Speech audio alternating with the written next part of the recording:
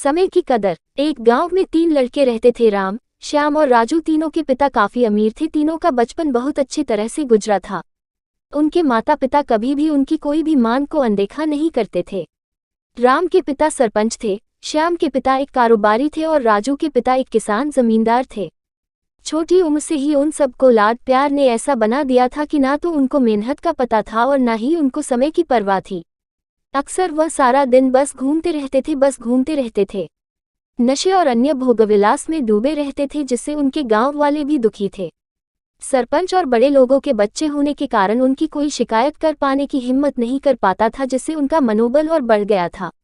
एक दिन उनके गांव में बहुत तेज बारिश हुई, जिससे सब लोगों को नुकसान हुआ, जिसमें इन तीनों के पिता भी थे। लेकिन इतना कुछ होने के बाद भी उनके बेटों का वही हाल था। वो बस घूमते रहते, नशा करते, भोगविलास करते रहते थे। माँ बाप काफी चिंतित रहा करते थे। ये तीनों भले ही कितने गंदे थे, लेकिन इन तीनों के अंदर एक खास बात थी जिसकी पहचान किसी को नहीं थी और उनको खुद को भी पता नहीं था। राम एक बहुत अच्छा नेता प्रतिपक्ष था, क्योंकि अपने पिता के पास रहते हुए उसको इसका काफी ज्ञान हो गया था, क्योंकि उसके पिता सरपंच थे। श्याम भी इस तरह से बिजनेस की समझ रखता था, क्योंकि उसके पिता एक कारोबारी थे। और राजू खेती का काम जानता था, क्योंकि उसके पिता जमींदार थे।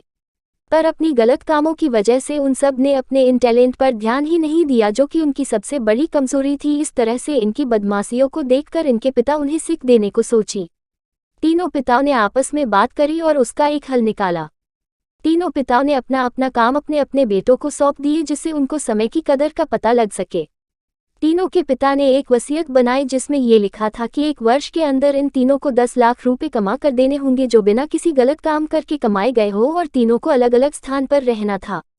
इन तीनों को 5-5 लाख रुपए भी दिए गए, ताकि उनको अपना काम स्टार्ट करने में दिक्कत ना हो। पहले तो सब खुश हो गए कि हम आज़ाद हो गए, हमको पैसे मिल गए, और ऐसा सोच करके इन्होंने फिर से काफ़ी समय मौज मस्ती करने में लगा दिया। इस तरह से 6 महीने बीत गए और इनका काफ़ी सारा नुकसान भी हुआ।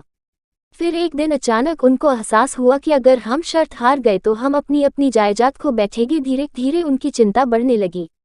एक दिन वो इसी उधेड़ धुन में एक पार्क में बैठे थे और कुछ डिस्कस कर रहे थे कि उनको एक छोटी सी लड़की मिली। वो फूल बेच रही थी और साथ में पढ़ भी रही थी। तीनों लोग उस लड़की के पास में गए। तभी राम ने लड़की से बोला, बेटी आपकी उम्र क्या है? तो लड़की ने जवाब दिया कि मैं 12 साल की हूँ।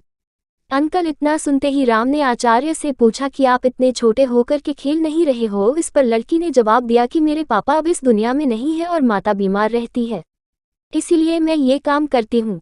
ये सुनकर राम ने अपना पर्स निकाला। उसके पास जो भी पैसे बचे थे वो उस लड़की को देने लगा। उसके बाद लड़की ने बोला, अंकल आप भी फूल ले लो, मुझे बहुत खुशी होगी, क्योंकि मैं अगर आपसे फ्री में पैसे ले लूंगी तो फिर मेरा पढ़ाई में मन नहीं लगेगा, मैं कामचोर बन जाऊंगी, क्योंकि यही समय है जिस समय मैं अपना भविष्य लिख सकती हूँ। राम ने उस लड़की से सारे फूल ले लिए और तीनों घर लौट आए। उस फूल वाली लड़की का उन तीनों लड़कों पर बहुत गहरा प्रभाव पड़ा। रात भर उन तीनों ने उस बच्ची के बारे में सोचते रहे और उन्हें एहसास हुआ कि वो तीनों कितने गलत थे। तीनों ही दोस्तों को एहसास हुआ कि आज भी उनके पास 6 महीने का समय है अपने पिता के दिए गए काम को पूरा करने का और भविष्य बनाने का।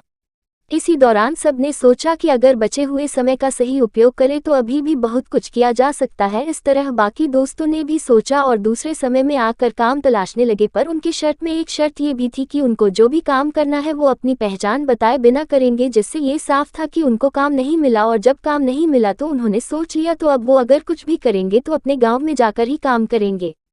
भले ही उनके पिता कुछ भी सोचे, लेकिन फिर भी अपने गांव में जाएंगे और अपने गांव में कुछ नए काम करेंगे, भले ही उनको अपने पिता की वसीयत ना मिले। तीनों लड़के अपने गांव में फिर से आए और अपने अपने पिताओं से जाकर के मिले और उन्होंने अपने अनुभव के बारे में बताया और बोला कि वो आगे से ऐसी गलती नहीं करेंगे और वो उन्हें माफ कर दे।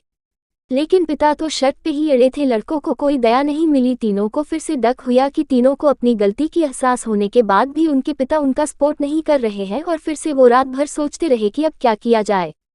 तीनों ने मिलकर एक स्कीम निकाली। राम अपने मित्रों के साथ में मिलकर लोगों की प्रॉब्लम को सुझाने लगा, जिससे उसको गांव की समस्याओं का ज्ञान हुआ। इसी तरह श्याम भी गांव के विकास के लिए नए नए तरीके सीख गया और राजू को किसानों और बीजों का ज्ञान हो जाने से उसको काफी फायदा हुआ।